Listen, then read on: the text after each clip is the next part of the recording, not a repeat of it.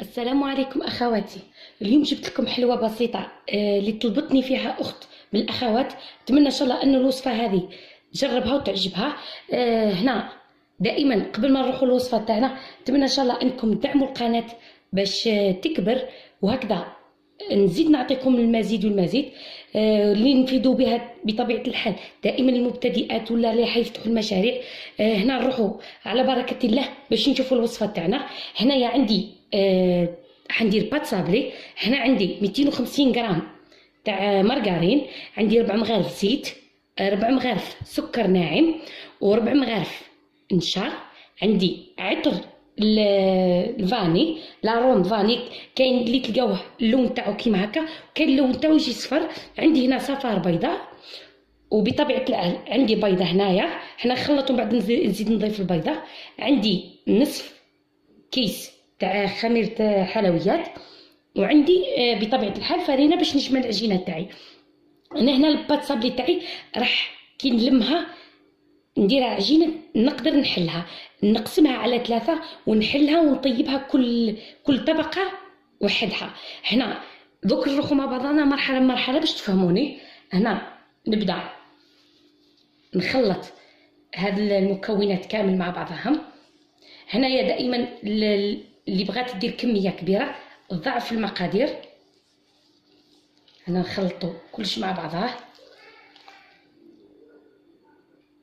هنا بعد ما خلطت الخليط تاعي، هنا تقدروا تستعملوا بيترا ولا الباتير، تقدروا تستعملوا اليد.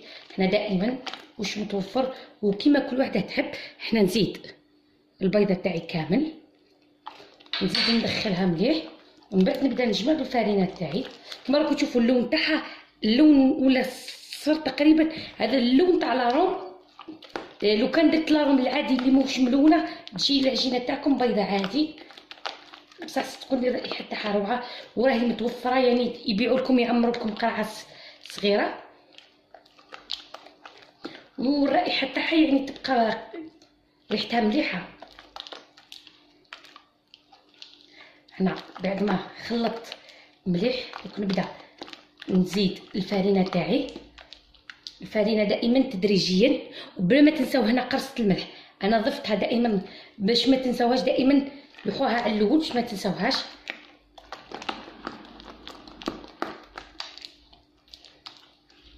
هنا نخلط مليح.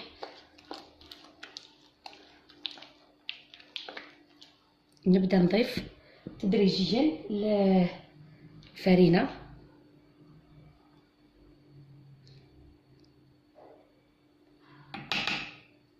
هنا دائما كيما على بالكم دايرين النشا، نروحوا غير بشويه للفرينه، وكما نعرفوا كاينه نوعيه تاع فرينه تشرب صافي. هنا نلوحوا غير بشويه حتى نتحصلوا على عجينه ما تكونش طريه بزاف، وبطبيعه الحال ما تكونش يابسه. نقدروا نحلوها بالحلال، نقدروا نتعاملوا معها. وهنا دائما للاخوات المبتدئات اي نوع تاع حلوه، دوكا كاين بديت انا نخدم، شعلت الفرن تاعي مسخن دائما على 180 درجه. الوقت اللي راني نخلط هو يكون يسخن، ونطيب مباشره في اي انواع سواء مسكوته ولا صابلي ولا اي نوع. من الاحسن الوقت تكونوا وجدوا كما نقولوا المواد اللي حتخدموا بها، وشعلوا الفرن تاعكم يسخن، من بعد تبداو في الصابلي ولا اي حاجه اللي عندكم. هنايا نضيف نصف كيس تاع خميره. هنا في المرحله تقدروا ديروا غير القليل تاع البيكربونات هكا باش يجيكم خفيف. نستعمل غير هنايا خميره تاع الكاطو، ونكمل نجمع. هنا دائما باش يجيكم قد بعضهم، من الاحسن توزنوهم باش تحكموا كما نقولوا باش يجيكم في القطع. هنا بعد ما جمعت العجينه تاعي انا قسمتها كما راكم تشوفوا على 3 قطع. هنا كل وحده ندير. هنا للاسف انا ما عنديش الورق الزبده خلص لي، استعملت هذا الالومنيوم. هنايا دائما من الاحسن ديروا ورق الزبده. هنايا وهنايا دائما نصيحه ما ديروهاش مباشره فوق الصينيه، من بعد تغلبكم ما تقدروش تهزوها قادر تكسر لكم. من الاحسن ورق الزبده، ولا حتى اللي ما عندهاش متوفر دير الالومنيوم. هنا نحلوها لانه نحلها هنا مباشره ونطيبها مباشره في البلاطو تاعي باش نديرها في البلاطو طيب. حنا بعد ما حليتها حنا نحاول برك نعدل الاطراف لانه بعدا حندير المونتاج ونحي الحراف. حنا دائما ما ديروهاش رقيقه بزاف وما تخليوهاش خشينه بزاف لانه حنديرو حنا قلت لكم طبقات هنا في المرحله هذه باش هنا ما تنفخليش. نثقبها كامل بالطريقه هذه قبل ما ندخلها للفرن. حنا نحلها نثقبها هكا. الفرن نعاود ونكرر على حسب الفرن تاع كل وحده. انا مدارته 180 170 180. وهنا من الاحسن في المرحله هذه خليوه يطيب مليح حتى تشوفوها اللون تاعها حمار لانه صدقوني الفرق بين كي تخليو الصابلي تاعكم اللون تاعو صفر والفرق بين الصابلي تخليوه يحمر مليح يجيكم بنين. هنا كيما راكم تشوفوا ثقبتها. انا كنت تشوفوا ثقبتها مليح باش هنا قلت لكم ما تنفخش. وهنا نحط الصابلي تاعي قلت لكم حتى نشوفوا حمار. هنا ما نعطيكمش وقت محدد. دائما قلت لكم عسوه خليوه حتى نشوفوا اللون تاعو حمار شويه. بطبيعه الحال نطيب كل مره نطيب وحده. دوك انا نوجد ثاني هذوك الزوج هكا ونخليهم كي نخرج هذه نزيد نطيب ونخليهم يبردوا تماما ونرجعوا باش نشوفوا كيفاه نديروا المونتاج تاع الطبقات تاعنا. هنا بعد ما طيبتهم وخرجتهم انا هنا كيما راكم تشوفوا زربت نحيتها تكسرت لي. قلت لكم من الاحسن خلوها تبرد. هنا كي تخرجوها من الاحسن وهي سخونه دهنوها الطبقه الاولى بالمربى ونخليوهم كامل. هنا هاي تشوفوا فيها ثاني دهنتها بالمربى وخليتها. هنا عندي كريمه زبده بالفاني عادي.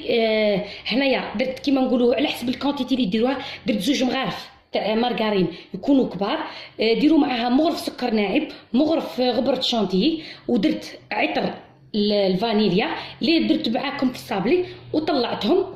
دائما كي تعودوا تطلعوا زيدوا كميه قليله تاع الزيت وانتم تطلعوا. هنايا قلت لكم الصابلي تاع كيما قلت لكم دهنوا بالمربى. انا درت هنا المربى تاع المشماش.